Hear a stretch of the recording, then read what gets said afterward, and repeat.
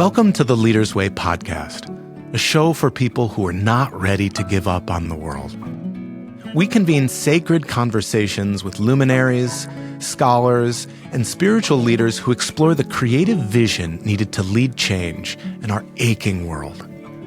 I'm Dr. Brandon Nappi, lecturer at Yale Divinity School and executive director of the Office of Transforming Leaders at Berkeley Divinity School at Yale. I'm so glad you're here. Reverend Dr. John Ross, welcome to the Leader's Way podcast.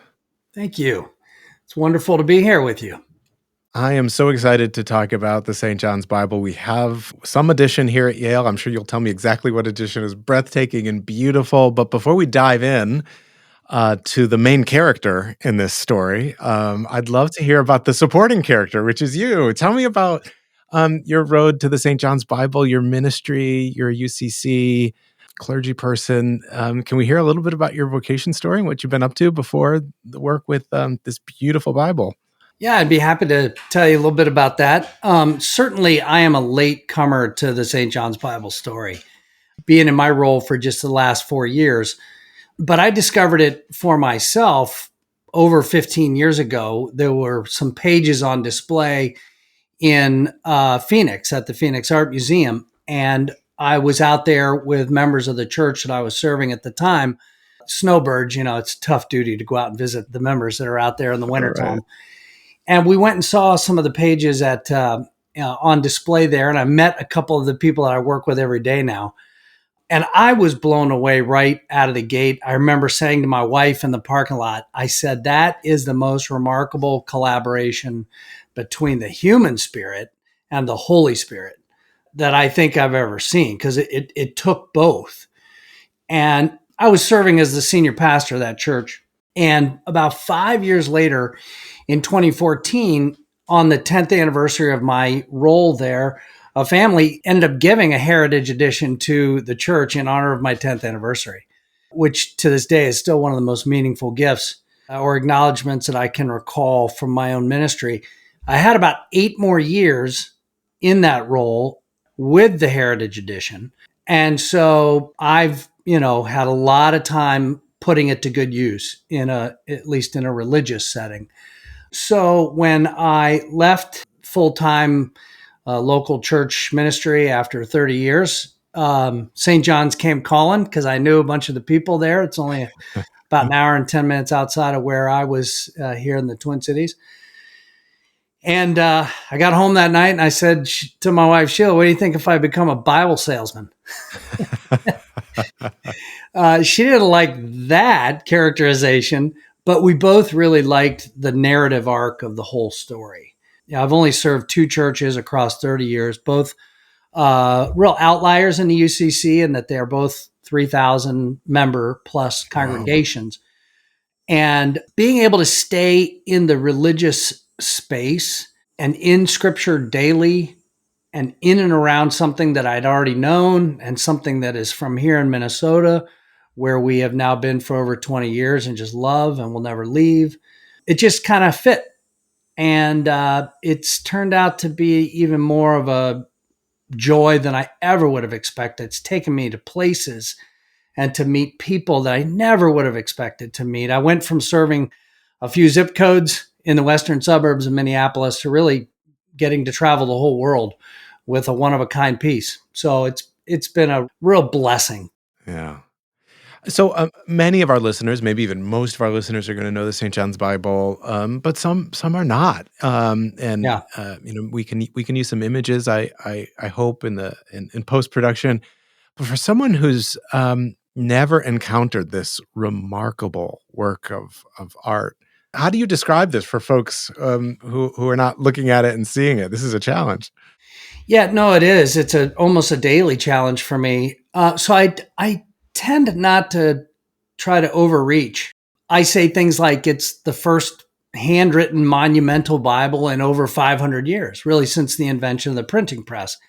And if they're interested still and they want to hear more, then I can tell them more. But at the end of the day, that's the storyline. It's the first of its kind, commissioned by a Benedictine abbey since the invention of the printing press for obvious reasons. what I get to take around the world is this fine art reproduction known as the Heritage Edition, which is a stunning piece of art in its own right. The process of creating the original manuscript spanned 15 years with 23 artists and theologians and scholars and cost several $1,000,000. The Heritage Edition, they commissioned the same Welsh calligrapher, Donald Jackson. They commissioned him a second time to create this fine art reproduction. And so the original artist signed off on every single page. And they did this because one original copy in one location would not allow them to fulfill their vision for this from the very start, which was to ignite the spiritual imagination of people around the world. You know, if you think of the Book of Kells, which is this incredible thing there in Ireland, you have to go there to experience it. What they managed to pull off with the Heritage Edition, as you described the one there at Yale a few minutes ago, they've managed to bring the St. John's Bible to the people all around the world. And that's at the heart of this ministry, is to bring it to people, put it to use. The original can stay behind glass and in a vault and in an exhibit, but the Heritage Edition, it's built to be used every day. And it's just breathtaking. So we can talk later about how folks can access it and see it, and maybe even visit to see one of these heritage editions. But I'm curious if you could tell a bit of the story. Was there one monk in particular? Was this some dinner table conversation among monks? Like, how did this happen? And then, of course, how did they ever go about choosing the artists? And what was that journey like? Yeah. It's a fantastic story. And, you know, we're always smart to have 3-minute versions of stories and 30-minute versions and 3-hour versions. Oh, give me the juicy details. I'll give you somewhere between the 3 and 6-minute version. Great. How about that? Actually, the monks didn't choose the artist. The artist chose the monks. Donald Jackson is at the heart of this whole story. The monks and the Benedictine tradition made it happen, but it was Donald Jackson's idea from the time he was about 12 years of age. He was a gifted calligrapher and illuminator from a very early age. Eventually, he would become the scribe to the Queen of England for nearly half a century. Wow. And so he was sort of a global phenom in the whole calligraphy space. But from an early age, he dreamed about handwriting the Bible because it would be like the greatest, accomplishment ever for somebody in his art form. In 1981, there was a collection of calligraphers who were getting together because their art form was under attack by the personal computer, right? Oh, right, of course. All of a sudden, everybody's got 100 fonts on their kitchen table and a home computer. So for the first time ever, they had an international gathering of calligraphers. And a woman from here in Minneapolis named Jo White, she managed to convince Donald Jackson to come and be the keynote speaker. And they did it at St. John's because they could get really cheap space up there in the summertime when the students were gone, plenty of dorms, a big room where they could all get together. And there were several hundred of them that gathered. And in Donald's telling of the story, he came to St. John's and saw what was there. For example, the most blatant example is the Abbey Church and the huge bell banner that's out front. The St. John's Abbey Church and bell banner, built in the early 60s, was way ahead of its time. Every Catholic church in the world looked the same, and the icons and the statues and all these things, but this thing didn't look like anything else ever. Designed and built by Hungarian architect Marcel Breuer. When he saw that, as he tells the story, he thought these guys might be crazy enough to commission him to handwrite the Bible. And so about 15 years later, after he developed a really good relationship with several of the members of the monastic community, he was having lunch with Father Eric Hollis in Chicago after some kind of a conference or meeting there. And he said in 1995, he said, "Father Eric, what are you guys going to do to mark the new millennium?" And Eric said, I have no idea. And Donald said, I have an idea. And so he Wow. said, you guys should commission me to handwrite the Bible. Eric brought the idea back to the whole monastic community. They spent about 3 years praying about it, discerning it, which sounds like a long time for us. But remember, these guys measure time in centuries. And they came back with a decision to do it and commissioned him in 1998. The purpose was, as I said before, to ignite the spiritual imagination of people around the world, bringing back this medieval art form. They would do it using all medieval techniques, so vellum, quills, crushed ink, and they did it not only to mark the new millennium, but also to celebrate their own 150 years in Collegeville, St. Cloud, Minnesota area. On Ash Wednesday of 2000, Donald Jackson put first quill to vellum and wrote the words "in the beginning," which were not from Genesis, but from John's gospel, because they were going to start with the gospels in case, God forbid, something happened to Donald and his team and they couldn't finish it. At least they would for sure have the gospels. But as we now know, they were able to complete the whole thing. 2011, they brought the final book, final pages to Collegeville. And along the way, as I said, they commissioned him again. So he was directing two major projects at the same time and doing it from Wales, where they Oh, built a wow. special scriptorium for the whole thing. They had 7 calligraphers total, kind of working around the clock. They had 7 artists and illuminators around the world also. It's pretty miraculous that they pulled this thing off. Truly, they had to lay the whole thing out according to the commission, which called for 160 original illuminations, which, as we know, is art that incorporates precious metals. And it had to be the whole Bible, the New Revised Standard Version, including the full Catholic content. They finished it in 2011, and here we are. Wow. Amazing. And the original is where? The original was kind of spread out all around the world for a Oh, while because it's not bound yet.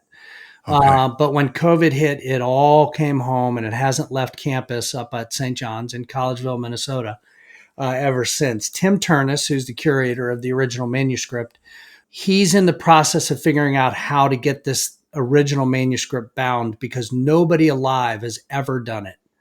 Nobody has done this, for, again, for several hundred years. So trimming, folding, stitching, binding, you know, 1,100 pages of vellum. It's never been done. It'll be 7 volumes, just like the Heritage Edition is. That process is underway at this time. Do you have some favorite images or themes that are striking for you? The tradition that I was raised in and that I served is, I guess, maybe the term that I prefer is just progressive and open, where the God is still speaking stuff, right? Like we really believe that, which means there's place for everybody at the table.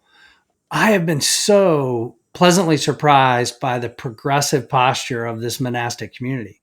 So the themes that they built in are perfectly aligned with my own theological ideas. The practical application of the Catholic faith and the role of women and stuff like that, I struggle with it, but most of the monks up there do too. But the themes of inclusion, the themes of justice, the themes of transformation, themes of hospitality that are stated and run through the whole St. John's Bible really resonate with me. So illuminations like the genealogy of Jesus that incorporates, not only the names that are on the page of Matthew 1, but the names of women who are not in the text. It incorporates Jewish imagery. It includes Hebrew and English, all the names in Hebrew and English.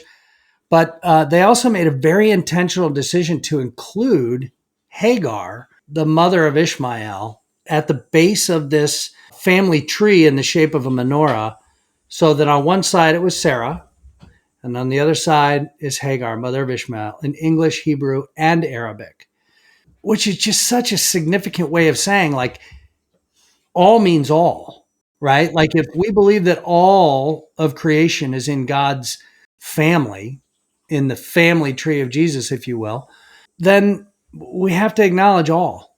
Just to be as clear about that as possible. One of the reasons it's one of my favorite illuminations is really subtle in the background of this whole candelabra, menorah looking family tree is a real subtle pattern of the human DNA, the double helix DNA Oh, strand, wow.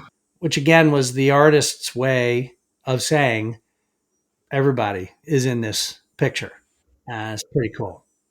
Were the folks who were doing the illuminations the same folks as who were doing the text itself? Or was there sort of a collection of souls who specialized? Yeah, in some cases, the artist could both script and create the art and images, a few of them. But there were 7 people that did all the handwritten lettering, and there were 7 who did all of the art. And in some I cases, see. a couple of them did both, if that makes sense. Wow. Yeah, yeah. And imagine in the year 2000 when the people who were giving them direction on what to draw were mostly here in Collegeville, Minnesota, the Committee on Illumination and Text. But the artists were kind of all around the world, but mostly in the UK. So they're corresponding by fax. They didn't have Whoa. Zoom. They had to communicate entirely by phone and fax. And because everybody is working simultaneously, they would literally ship these priceless pieces of vellum that were maybe where just the lettering was done and they left a blank spot for the illumination. They'd put those things in FedEx tubes and ship them across, the Atlantic Ocean and just, hope it arrived. FedEx is not a sponsor of the show, but maybe they will be after this. Yeah. John, I wonder if you could describe any significant challenges or breakthroughs that occurred in that process that took many, many years. There's a difference between a theologian and an artist, right? And this whole work was a collaboration of both, because Donald Jackson on his own couldn't have created a theologically sound and scripturally accurate depiction of different passages and Coherent, everything. yeah. And the monks, they couldn't do the art, or they would have done it themselves, right? So it was a collaboration. And the first committee that they formed was called the Committee on Illumination and Text. And this is the group that gave direction to the artists. The first thing they did was choose the New Revised Standard Version. They had to decide which translation. And then they had to decide which passages were going to be among the 160 original illuminations. And then they had to give some exegetical and theological background to the artist so they would know what to draw, right? Like, these are artists, they're not theologically trained scholars. And early on, as I understand, as the story has been told to me, it was a painful back and forth process. The CIT would send over, a 25-page, Oh my gosh. description on, pick the verse, whatever it was. And Donald and his team would labor through these essays, all part of the whole schema. They'd make their best effort to follow those directions and then send a draft back to the committee, who would say, yeah, you're on the right track, or you nailed it, or whoa, this is way out in left field. What are you doing here?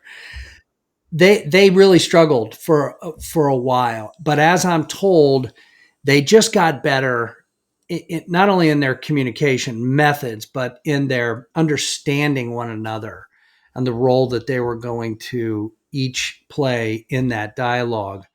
And the result is spectacular.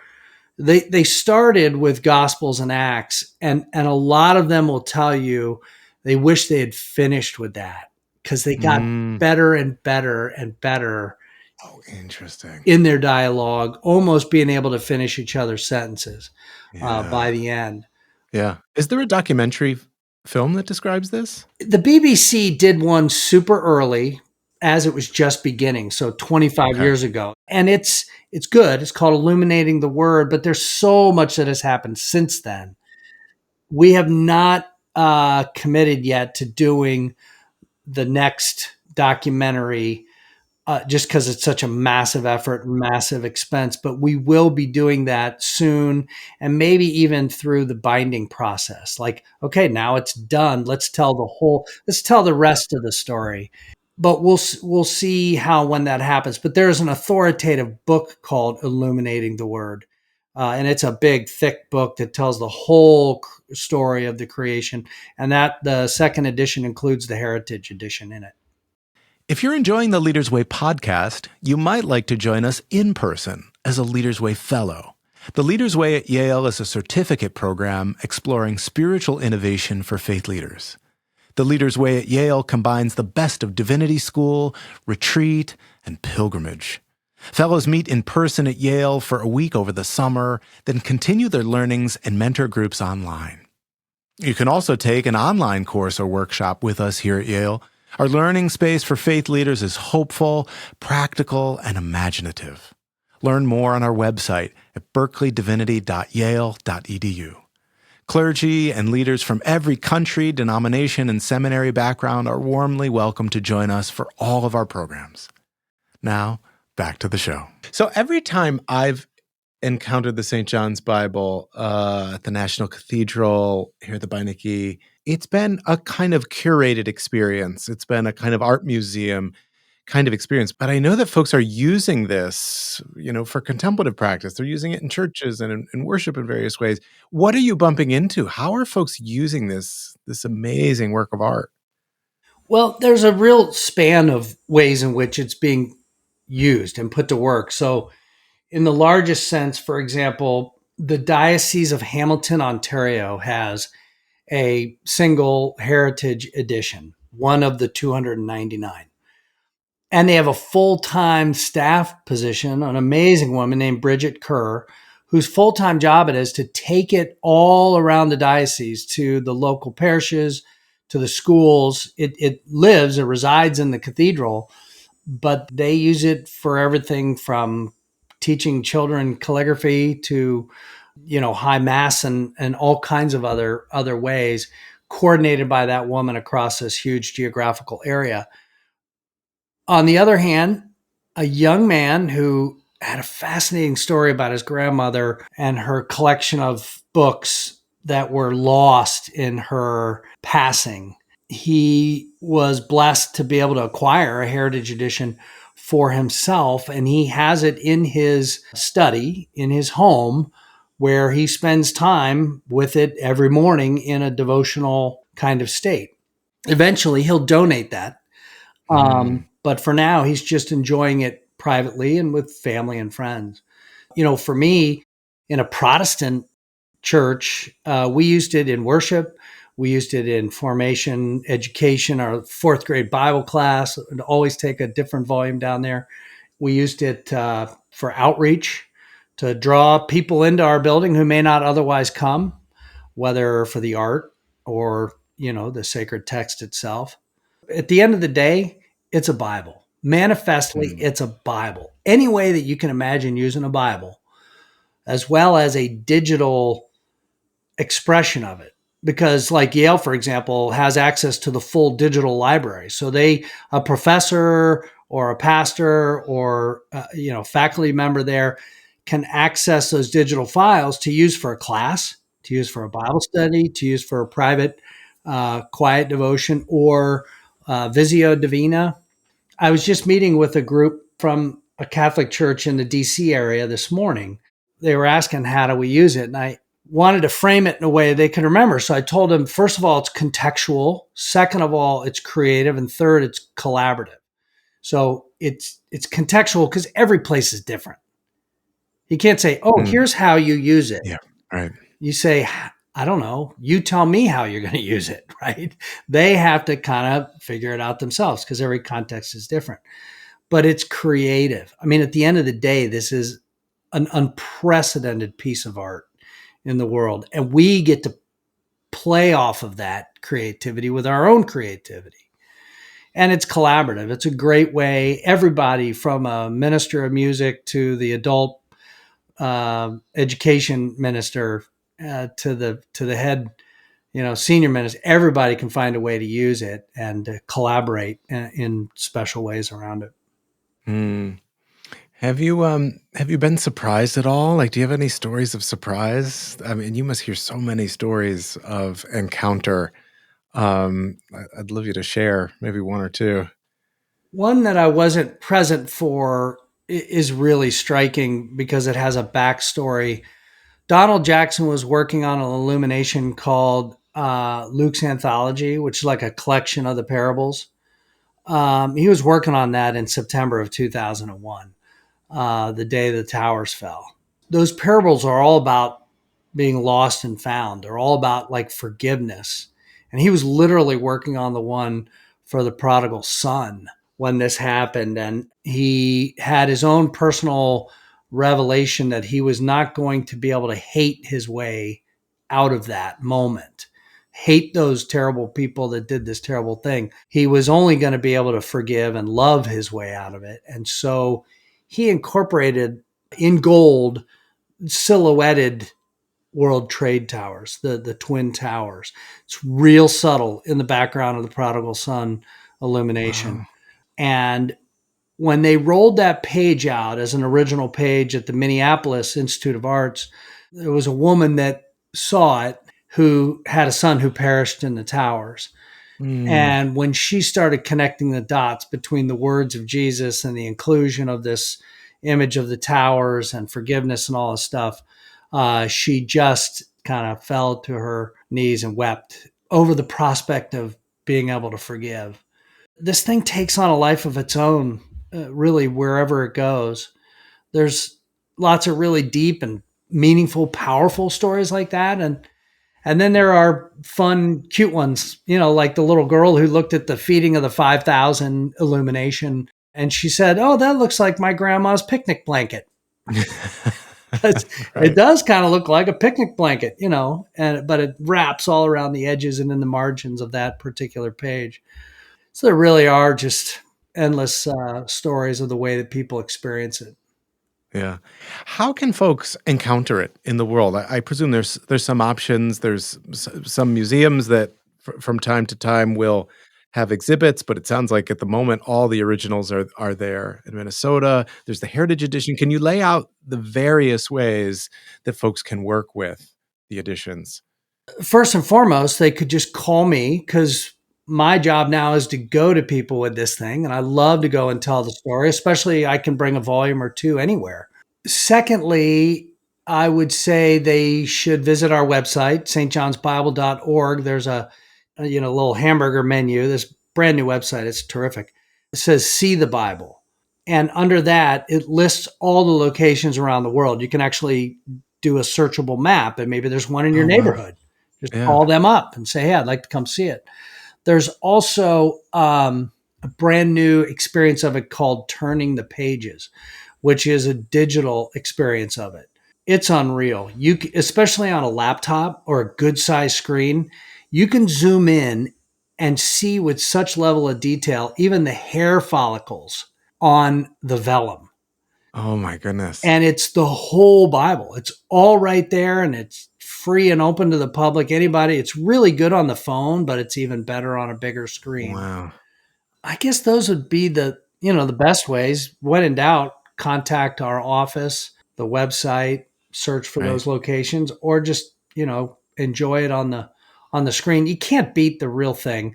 If Mm. anybody's in the Minneapolis area or coming through with a few extra hours, I promise you won't regret making that 1 hour drive up to Collegeville. Yeah, yeah. And so when you traveled, I mean, you're coming to churches who are praying with it, who Mhm, are maybe praying about purchasing one of the volumes, or mhm. are there volumes to purchase? Yeah, it's all 7 volumes. You acquire the whole Bible. You The can't pick whole. and choose one of the 7. They made 299 7-volume sets, I and they're see. available for acquisition by anyone, institutionally or Mhm. individually.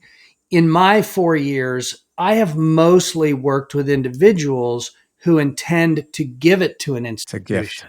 Yeah, Yeah. because these things are built to last. Like These books will last 1,000 years or more. They'll outlast all the buildings on most campuses. And, Right. and families that have capacity and want to leave a legacy gift have figured this out. The cost of the Heritage Edition right now is $200,000. And that comes with a whole bunch of things beyond just the 7 volumes. But what it means is a family can put their family name on the inside of that book and know that they're leaving a gift and a legacy that's related to the sacred text that will last for hundreds and hundreds of years. $200,000 is a lot of money by any measure. I understand that. But for some families, that's a pretty low level of gift to be able to leave a named gift behind. So I've mostly been working with individuals, but it always ends up at an institution. It's our tradition to end our podcast with a rapid fire set of questions we call Holy Cow, because people will be so astonished to learn things about you that they might not otherwise know. Are you ready for my 5? John, your favorite snack? The people want to know. Thelma's ice cream sandwiches out of Des Moines, Iowa. Wow. Okay. Road trip. Favorite way to unwind after a long day? I've become a bit of a bird nerd, and we have a terrific deck off the back of our house that's way up off the ground, and it's like an aviary out there. I love it. Oh my goodness. That's beautiful. Random former job before pastoring? I made donuts.